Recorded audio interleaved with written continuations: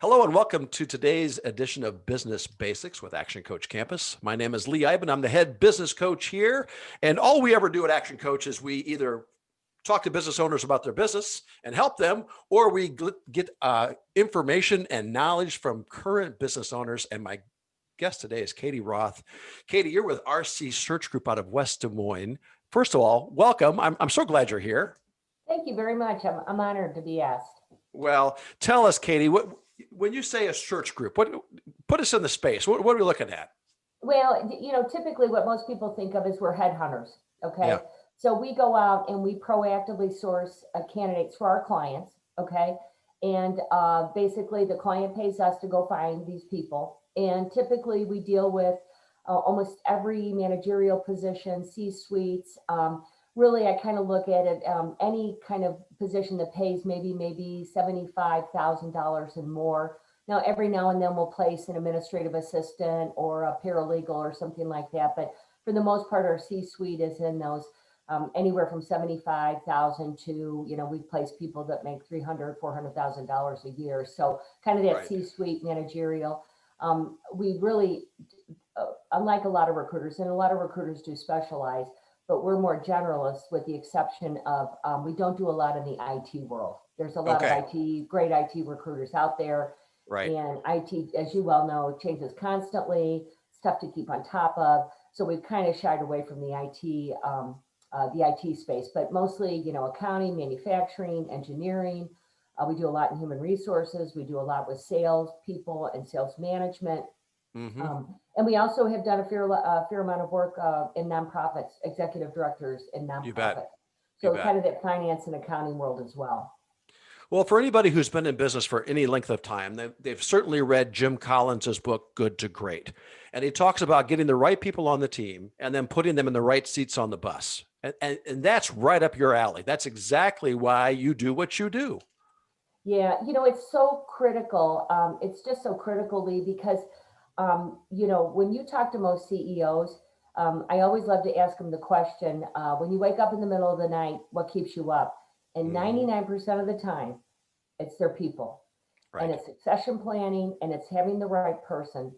And throughout my career, and I started in staffing when my son was 34, when I was pregnant with my son, and he just turned 34. So that's how long I know I've been in the business. Right. I also find that many clients hire really good people and then they have them doing the wrong thing, and so instead of trying to change what that person's doing, they instead of the job that they're trying to change them to do, they try to change the person. And most of the time you just can't change people. Everybody's born with some natural gifts and talents. And typically they gravitate toward careers that complement that. But so we just find, making a mistake on the hiring side is just, it hurts morale, turnover. It's, you can read a lot of different surveys, but they can say it can cost a company anywhere from 2 to 3 times the salary. Right. So it's so critical for companies to make good hiring decisions really the first time around. That is so true, Katie. Yeah, exactly right. Because one of the adages that you and I use in business is hire slow, but fire fast. And do your research on these people, because there is, having owned a business, another business, 20 years, my wife and I had a business, and you're right. The biggest headache you're going to get is if that employee just isn't working out. It literally keeps you up at night. Well, and a lot of times clients, they'll say, well, I hired this person and I almost knew from the get-go that they weren't going to be right for the position. And I'm like, then you need to move quickly and terminate them. Right. And well, I want to give them a chance. I'm like, no, you know what, if your initial gut feeling, and there's also time, there's a couple times, a couple different things, is it a behavioral issue or do they just not know the job? Behavioral issue is, well, they're not showing up on time or they're missing a lot of work. Right. But, were they really hard to do the job that you thought that they were hard to do? And, a lot of time, especially with salespeople, and I count myself as a salesperson, the best sales job they do is on the person who's hiring them, Right. And right. Yeah. So I think it's just, we always tell our clients, you want to do at least 2 interviews, possibly 3. You might want to do a group interview. Pre-COVID, take them out to lunch if you can. or if you can safely meet with them in person. But, a lot of times you don't really get to know a candidate unless you've sat down and visited with them for a while.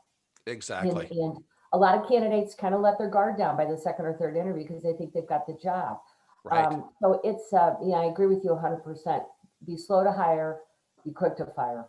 You have to. And for those employers that don't get that concept, when they're trying to be nice, right? We're Iowans, we try to be nice, right?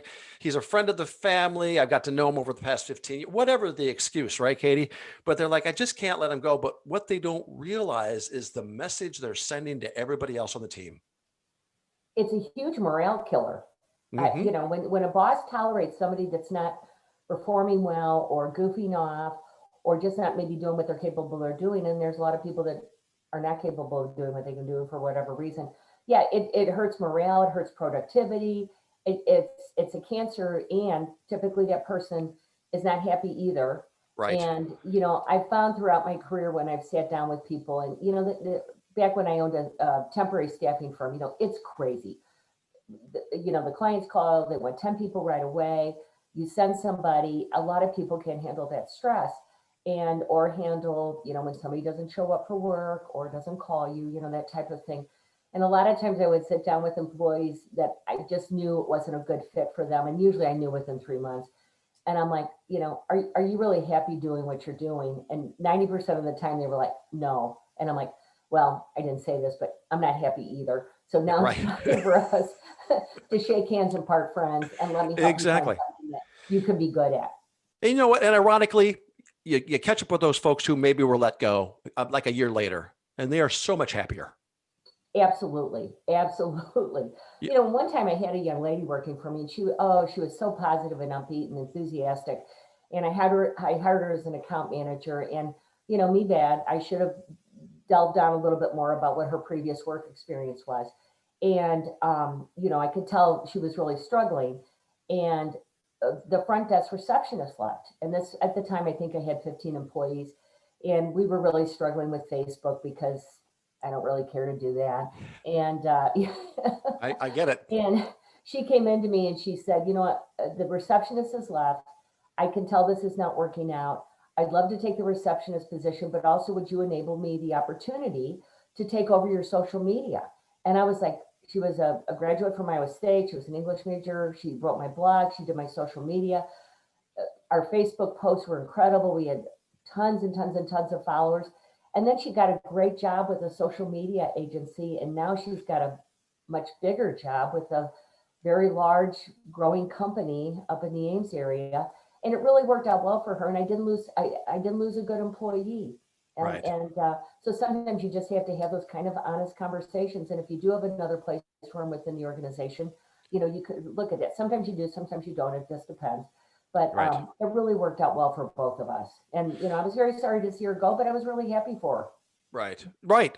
Well, and so speaking specifically about what you do, Katie, is when we're talking about employees and we're talking about problematic employees, if they're a $10 an hour employee, they're kind of, and I'm not demeaning anybody personally, but when they're on the lower end of the scale, we can let them go easier, and the impact they have on the others around them or on our customer base may not be so great.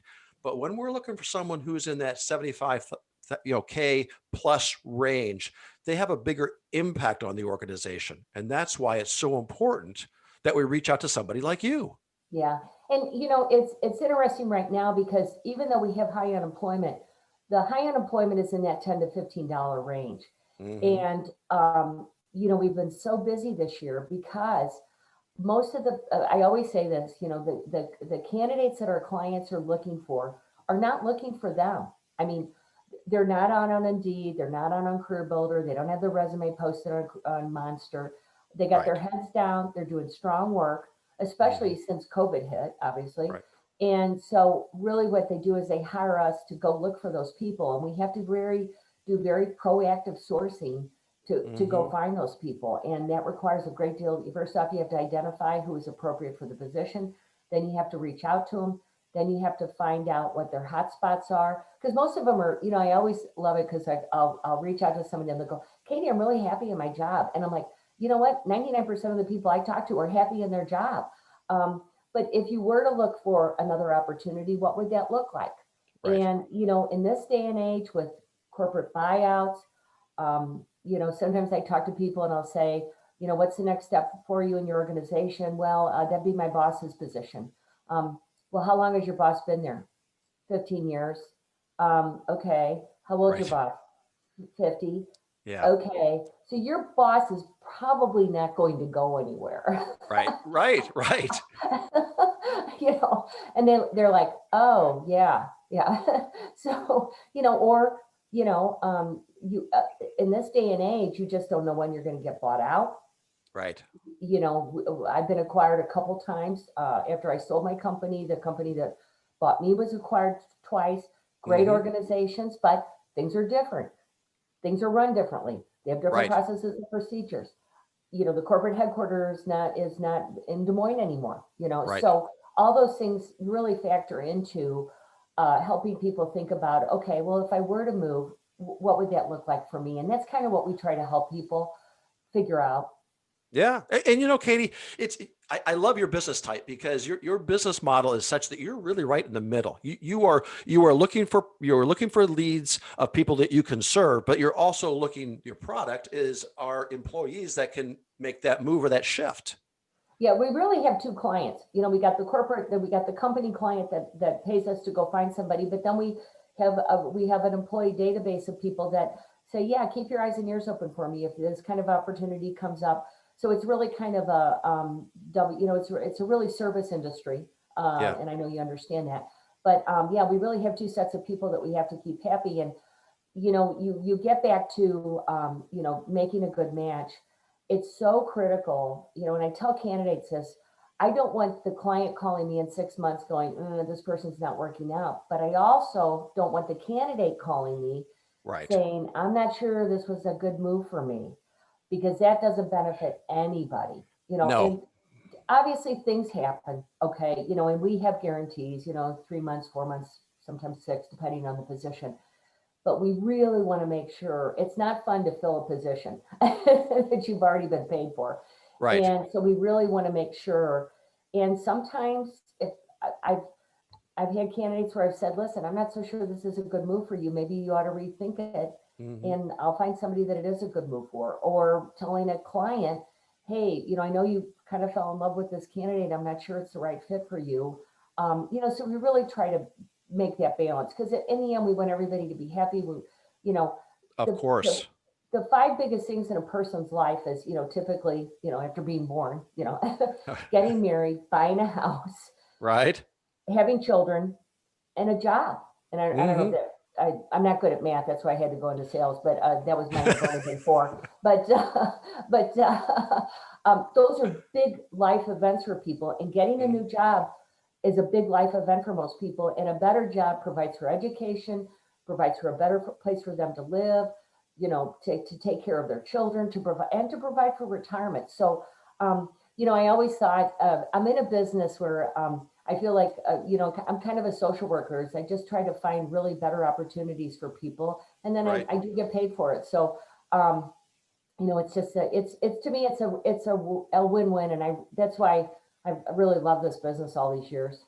Yeah, it's a terrific business, and you touched on a point too, Katie, where transparency, but having that hard talk, and so many business owners are afraid to do that. And you and I both know it's not about the money, but it is about the right fit for an individual. And you've got to be able to say, I don't think this is the right fit for you. Yeah, and companies have reputations, and Hmm. there's great companies to work for, and sometimes there's not so great companies to work for, and companies that have a lot of turnover, that's a red flag. Hmm.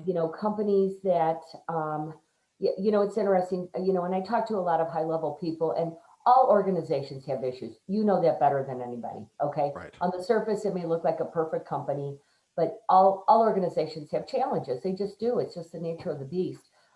So it's just helping people understand. And, so much of what we do is, once we kind of determine whether they have the knowledge and the skills and the abilities to do the job, it's whether or not it's a good culture fit within the organization. Right. And sometimes that's just tough to figure out unless they do their research, or we help them with the research. Obviously, we help them prep for the interview. We want them to be fully prepared when they walk in to talk to that hiring manager or the supervisor or the president of the company, Right. because we want to make sure that they're presented in the best light possible. But also it's up to them to really talk to them about what's the corporate culture, what are your challenges, what are going to be my biggest challenges the first 90 days on the job.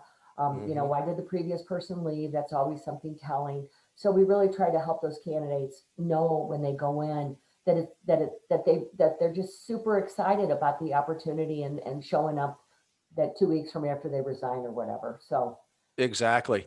Now you're based in West Des Moines, but you reach further than West Des Moines, obviously. How yeah, how we do. how far out do you go? Yeah. Yeah, I will tell you, most of the business we do is in central Iowa, that kind of Okay. what you would think of as the Golden Circle, Ames, Marshalltown, Indianola, Waukee, that area. But we do belong to a national recruiting network of independent recruiters, and they post all their jobs on the network, and we post our positions on the network, and then we can Okay. kind of help each other fill other positions.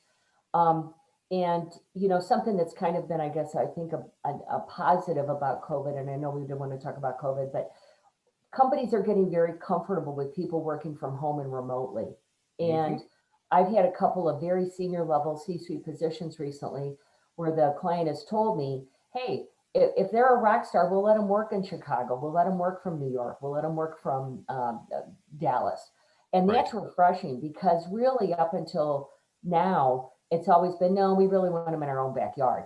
And so I Right. think organizations are really getting open, much more open to letting people who are very highly qualified work remotely, as long as they're willing to come into the corporate office, a couple times a month and travel and that kind of thing. I mean, there's always circumstances surrounding that, but I think that's been a real teeny tiny benefit of this whole last It, well, no, it 12 really months. has. I mean, especially with these emerging new businesses, I have seen more and more, especially the C-suite team. They're global. They don't. They can maybe get together once or twice a year physically if they need to, but now with Zoom and the availability. Now, obviously, if it's like a Procter and Gamble and an assembly line, of course, those workers have to be there. Yeah, But for the management teams, not so much. it's we're going to see a lot of changes post COVID, but I think that's going to be one of the benefits of it. I agree. All right, so let's wrap this up. Katie, tell me, you've been in business for a little while. Tell me one of your learnings. What's one of the takeaways that you want to share with other people? What's that big, we call it a blinding flash of the obvious. What would you share? Geez, Lee, I've made so many mistakes. Learnings. They were learnings. That's right. We learn or we win, right, Katie? Yeah, if I kicked the person most responsible for my problems, I wouldn't sit for a week. Okay. Um, Boy, do I one know of the that. things that, I was a journalism major at Iowa, and I always regretted not taking more business, accounting, and finance classes. And I think one of the probably, especially for your clients, I know you're probably in more startup, high growth industries, but one of the things that I always regretted was that when I owned my staffing agency and we were doing about 6 million and we had 150 temps out and doing direct hire, Mhm. was that I never hired a really, really good accounting and finance person. Right. And if I could do that over, I would have really put in somebody that really knew what they were doing in regards to that. Hmm. So I would, sometimes when you're a small business owner and you're always looking at the bottom line, you're always looking at every dollar spent, and sometimes accounting and finance people are not viewed as people who drop money to the bottom line, but they really do. And so that would be probably one big takeaway that I would have. And then the other thing is, and we alluded to this earlier, sometimes you get so pressured to hire people. Be very careful about the people that you hire. So It true. just makes a huge difference in having a great team and productivity and that kind of thing. And so, we all make hiring mistakes. There's no perfect science on hiring the right person. If there Right. was, we would do it. But anyway, so that would be the other takeaway I would have. Well, that's a big one. And you know what? Even with the perfect candidate, things still happen. So, as much as we can reduce barriers, so the decision's better, it won't always be perfect, but at least better than than not looking or doing our research or hiring a search firm like you guys. So, Katie, thank you so much. This has been a delight today. Don't go away. My special guest today, of course, Katie Roth with RC Search Group out of West Des Moines. If you were looking for that right employee, by all means, take a look. It's rcsearchgroup.com. You'll get right to Katie and her team, and they can certainly help you out. Thank you so much, Katie. Thank you. I really enjoyed it. Thank you.